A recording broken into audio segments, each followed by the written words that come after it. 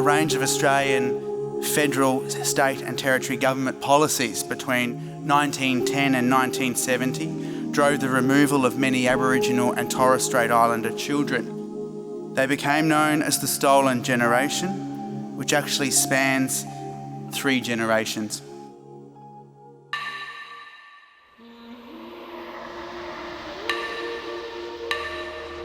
It's taken a couple of years for us to put this together. There has been a lot of interest in the history of anti-stolen generations. We felt that it was time that the history was written so that we could get that history out into the Australian community.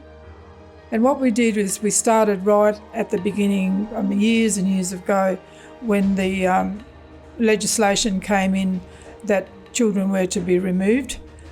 And so we had research officers working on it, the stories behind the children who were removed, where they were taken from, where they were institutionalised, the experience and the suffering and the trauma that they endured.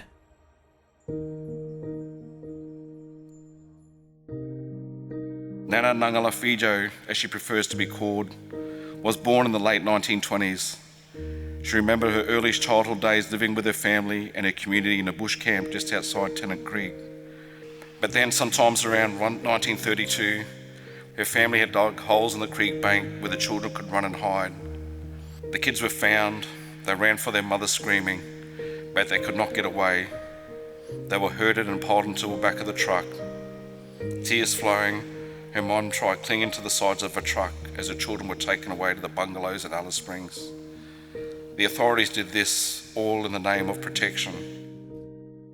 It will probably trigger some memories and, because it talks about the institutions, all the different institutions where they were taken.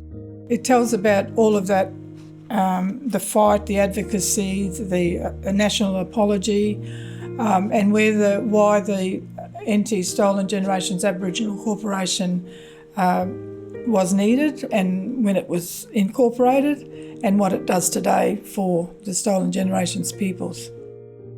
I'm so happy that we've finally come to this where we've got a history about the Northern Territory Stolen Generation.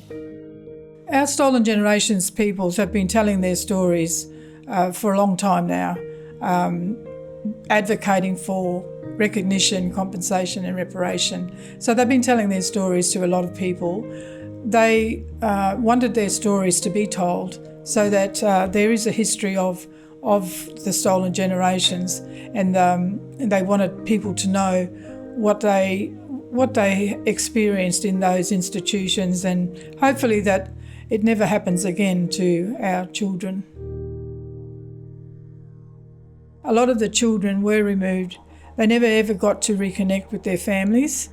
And so we have a link-up program as well within our organisation which traces and researches families for those Stolen Generations peoples. We propose to give a copy to as many of our Stolen Generations peoples as possible, and if anyone wants to purchase them, they can come to our office at Malak.